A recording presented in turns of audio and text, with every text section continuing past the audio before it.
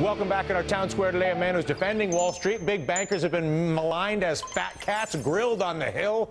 Become public enemy number one with emails like this one now circulating on Wall Street. And I'll quote, "It's our job, they say, to make money. We would trade baseball cards if it were profitable.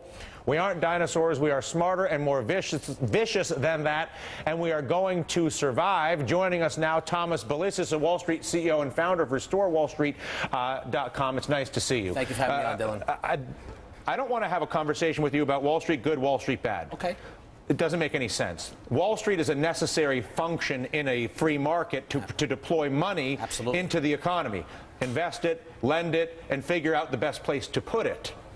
We seem to have run into trouble in that, unlike stock investors who can leverage 2 to 1, or futures traders who can leverage 5 to 1, or currency traders who can leverage 50 to 1, one group of people, the too big to fail banks and the ratings agencies who have been complicit with them, have been able to tap into our government reservoir using all sorts of instruments. Sure. And they are, in effect, playing with money that is not theirs, paying themselves to play with that money and trading it away.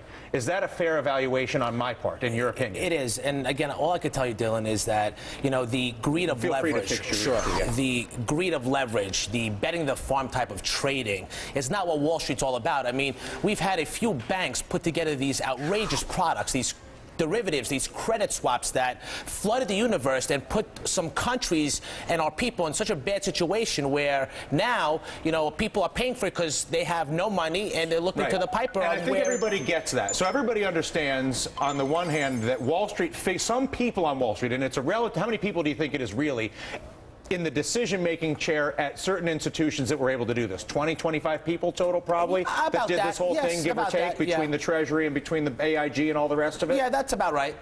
So how do we separate out the scam that was and continues to be run against the American people by certain individuals on Wall Street in the banking system and root that out in a way that doesn't destroy the incredibly valuable capital markets and competition that exists both for lending and investing? I mean, I'll tell you. How do you make that split? I mean, it's a great point that you bring up, Dill. I mean, there is a need, as I've said many times, for financial regulation to make sure that customer conservative deposits at banks are not put at risk. I mean, but it's more than that. It's the national capital. In other words, people are exploiting their AAA rating to then accumulate risk beyond anything they can actually bear. Sure. Transferring that risk to our government. Right. It's like taxing capital, effectively. I mean, it's like... So, but here's my question for you. You look at this bill, the Blanche Lincoln proposal still has 70% of the derivatives unregulated. Right. You look at the Audit the Fed amendment, which would show you the transparency of the collateral that was brought in by the big banks.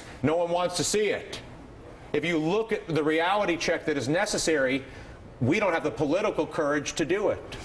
Do you agree with that? I do. I do. I think at this time, people have to get back to the old traditional ways of what Wall Street's all about. I mean, which is what? Capital formation, Dylan. Let's talk about that. Has always been the segue. I got 30 seconds. To create millions of jobs in America. I'm a guy with an idea. You're a guy with access to money. Correct. This is the beginning of America. Yes, exactly. I mean, Wall Street is an icon of our democracy. I mean, when it works. When it works, exactly. And you know what? We cannot blame all of Wall Street for what 25 guys. Exactly. It cannot happen because it's going to destroy our system. Totally agree. I want you to continue this conversation with us because it will destroy our system if we let those 25 guys keep doing what they're doing. You better believe it. A pleasure. That does it for us. I'm Dylan. Hardball's up right now.